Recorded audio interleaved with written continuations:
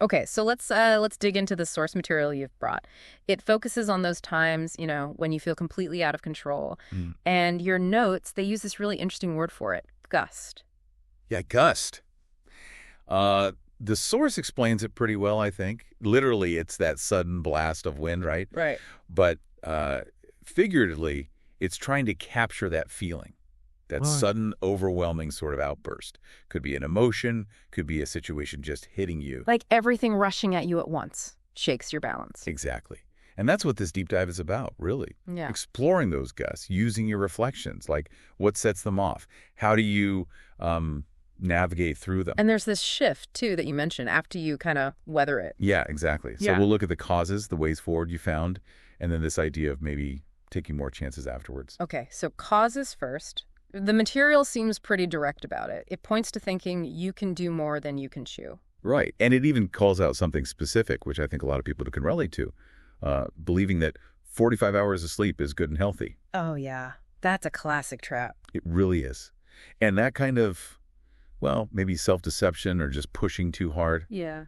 that often seems to be the trigger, leads straight to feeling totally overwhelmed. It's like you said, biting off more than you can chew, believing you're fine when you're actually running on fumes. And the result, your notes put it starkly, is feeling screwed, like you fell off the track. Yeah, that feeling of losing control, it seems to stem right from pushing past those real limits, sometimes based on, just wrong ideas about what we can handle.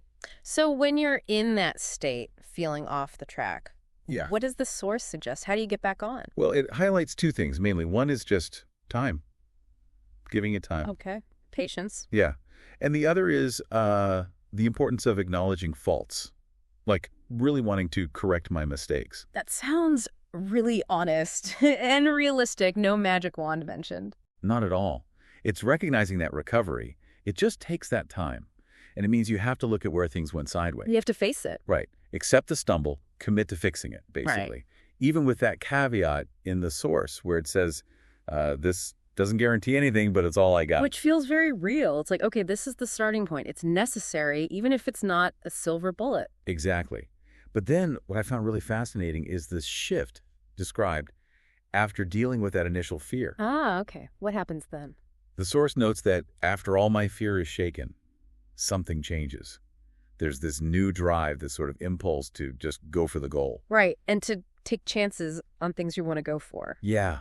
It's like you move from feeling knocked down and scared to, well, something more proactive, more alive almost. That's a big leap.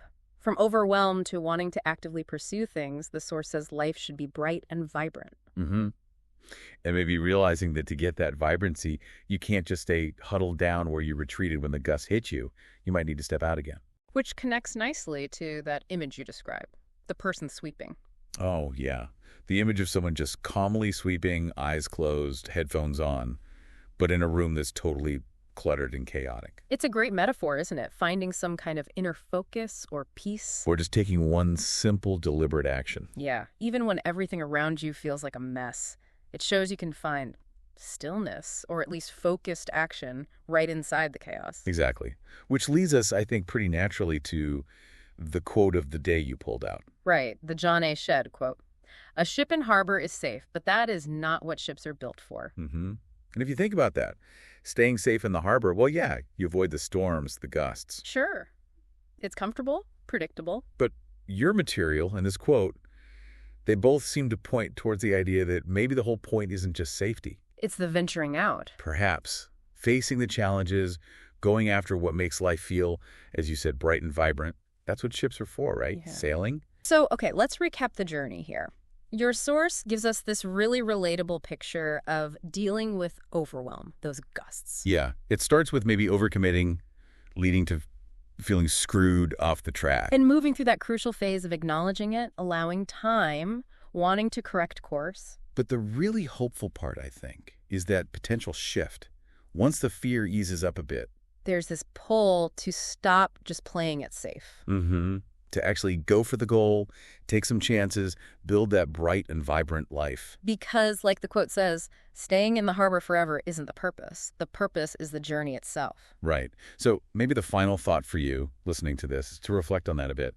Based on this journey and that quote, what harbor might you be in right now? Feeling safe, maybe, but maybe a little stuck. And could a recent gust, a moment of feeling overwhelmed, actually be, well, a sign? Maybe a push you need to think about setting sail. Something to consider.